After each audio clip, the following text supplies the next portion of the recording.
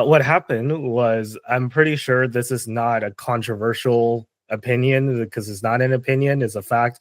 It was a Trump landslide victory. So I actually bet some money on Polymarket, and there was a Polymarket market for a Trump blowout victory, which unfortunately actually did not hit because their definition of a blowout was 100 or more electoral votes over the next closest opponent, which Trump actually did not get that much because he did not win any of the lean blue states like Minnesota, Virginia, New Hampshire.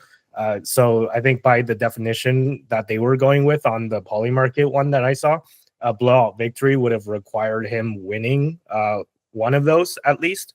Or if it's New Hampshire, since it's only four, it would have had to be New Hampshire and maybe like a New Mexico as well. But he didn't win any of the lean blue states, but he did win all seven swing states. And as of this recording, Nevada and Arizona are still counting their votes. So because they're still counting their votes, the Associated Press and New York Times has not officially called the race for those two. But unless unless the remaining votes are 100% for Kamala Harris, it's which is not going to be, right? But because it's still theoretically and mathematically possible that if every single one left was for Kamala Harris, then she could still take one of those.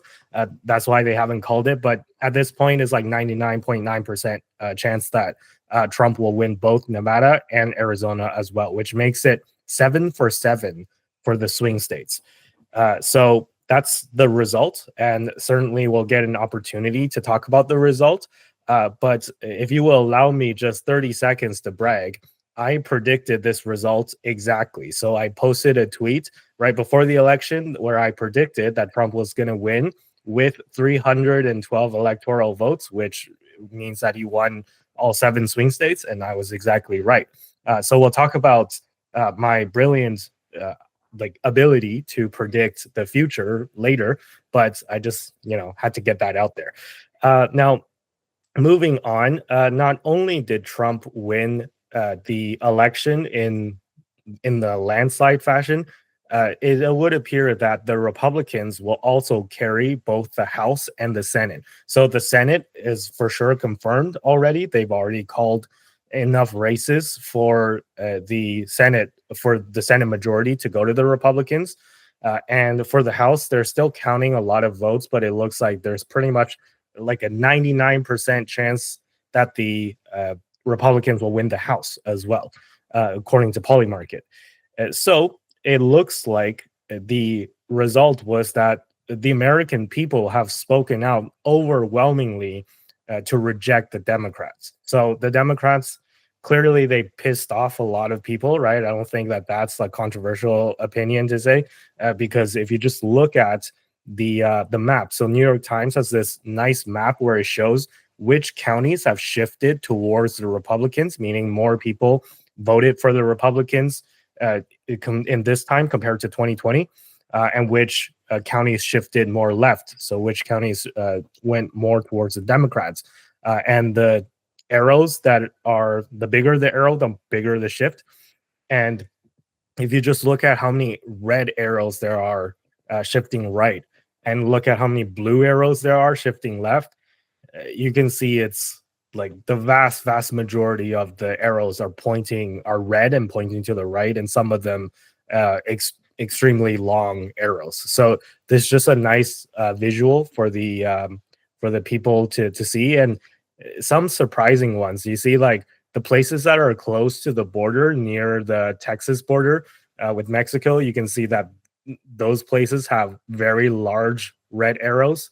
Like, geez, I wonder why, right? Maybe people are upset at the way that the Democrats have managed the border. And even in places like Hawaii, which is extremely liberal, and they didn't go for Trump, by the way, but they got a lot more right-leaning this time around. So that's just the news. And yeah, by the way, this is the tweet I was talking about. I was spot on. Come on, give me some credit for that. So yeah, anyways, a couple more things, and then I'll pass the mic to you guys. in big swing states, even or in non-swing states, I should say, in safe blue states, even the states that Kamala Harris won, you can see a big shift to the right. So, for example, in New Jersey, Biden won it by 17% in 2020, and Harris only won it by 5%. To win New Jersey, which is one of the most liberal states in the entire country, to only win by 5%, it's pretty nuts. That one is pretty shocking. Illinois, Biden won it by 17%, Harris won it by 8. New York, Biden won it by 23%, Harris only won it by 11. So again, you can see a recurring theme over and over again tonight. It's a right shift everywhere, and Starr County, which is a county with like I think it was like 90 something percent Latino population. It's like vast majority Latino, and you can see that Hillary Clinton in 2016 got 79.1% of the vote and just handily trounced Trump. In 2020, it was a lot closer, right? So it was, but Biden still won that county. And in 2024, Trump completely flipped it with 57% or almost 58% going to him. This at the time the screenshot was counted, it was 88% of the vote that was in. So I didn't check up on what the final result was, but just judging from this point in the race, with the vast majority of the ballots already counted, Trump is leading in that district, and I do believe he won that district with similar margins compared to what this screenshot shows. And you know that you guys remember that Tony Hinchcliffe controversy where the comedian who spoke at the Madison Square Garden, he did a joke that was very poorly received, and a lot of people were saying that it was very insulting to Latinos and specifically to Puerto Ricans. But it would, and a lot of people were afraid that Trump was going to lose the Latino vote, but apparently not. So, like, look at this new exit poll from CNN. So, CNN is a left-leaning organization. So, if anything, they don't want to publish data that's like against the Democrats. But this is so shocking that even CNN had to publish it because it just draws so many viewers, right? So, in 2020, Biden won the Latino vote by 41% over Trump. In 2024, Harris only won the Latino vote by 4%. So Latinos were pretty much almost evenly split between Democrats and Republicans this time. And there was this moment on CNN where the host, I think it was Jake Tapper and another anchor, they were pulling up a map to see where Harris was overperforming Biden by 3% or more. And it would appear that, like, look at this map.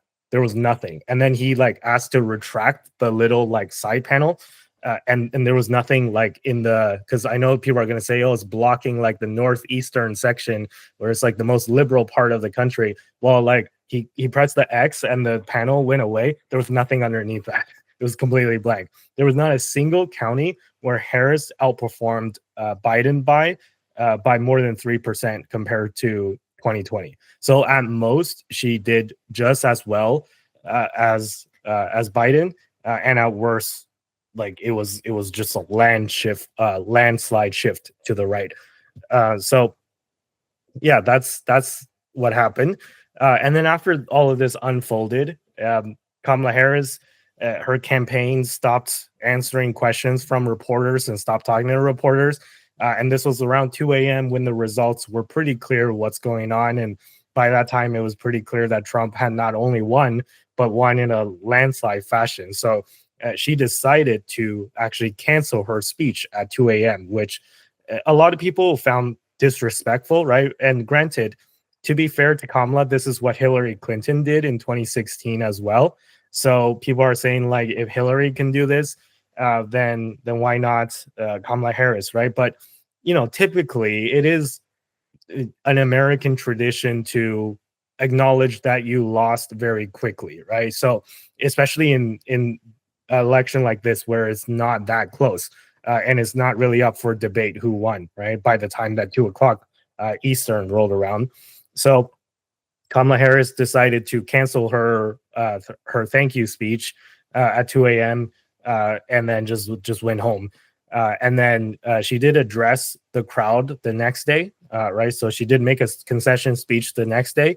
But yeah, people like Bill Ackman were saying that she should have had the courtesy to face her followers right then and there. But I'm at least glad that she had the not audacity, but the humility to to at least admit her defeat and concede, even if it was the next day.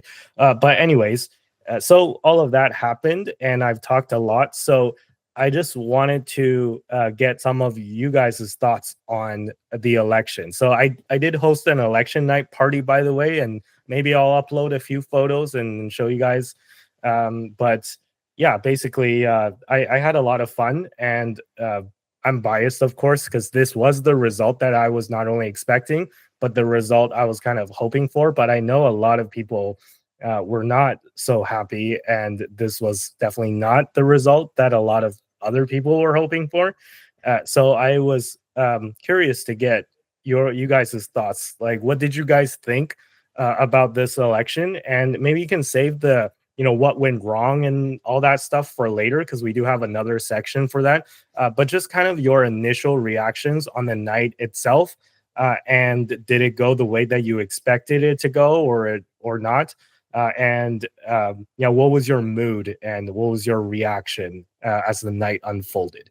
Yeah, sure. I can give off the first go here. So, I had the chance to watch it via like a few channel networks. So I recently moved to a new place and it has a Roku TV over there on the other side. And the available channels I had were like CBC, I think NBC, and then to name a few others, but they didn't have CNN or anything. As a Canadian, I don't know why. Probably shouldn't have done this. I just stuck with CBC. Um, I was watching it for like a few hours throughout the whole night. I know, like the certified non-interested political person was actually interested for once, but that's besides the point. Slight tangent.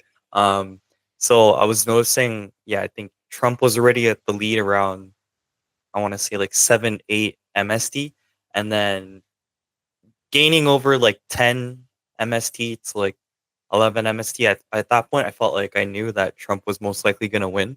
And yeah, no, I just like went to bed after that and I woke up to see like Donald Trump was in fact elected. And does it surprise me? I don't necessarily think so. I think yeah, I wasn't also surprised that like California, like Washington, Illinois, and then like the northeastern states still were blue by like a small margin, but that I'm pretty sure would remain. But the swing states, I was quite shocked that most, like if not all of them, went on the red side. That was pretty interesting for sure.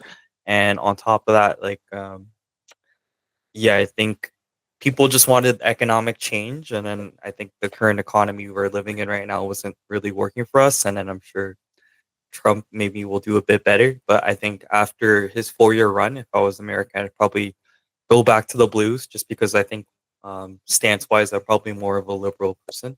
But hopefully Donald Trump will, change society and like the economy for a lot in a better fashion and way.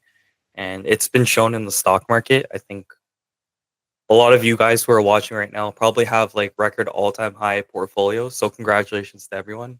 And I think the future is yet to come, and we'll see what Donald Trump does. And if he isn't super successful, like as he was saying he would be, then we can just, or Americans just can vote the other way, right? So we can only wait and see. Yeah, and before I pass it to Tristan, actually, you just reminded me of something, right? So before this election happened, the mainstream media was kind of, I don't know if they coordinated this or they try to just make a spin out of it, but they were trying to like really make the issue of abortion like front and center when exit polls actually after this election happened showed that abortion was like it was one of the top issues, but it wasn't number one consistently, right? So number one was is usually either something to do with the economy or it was about protecting democracy, which the protecting democracy one, people thought that it was going to favor Harris, Kamala,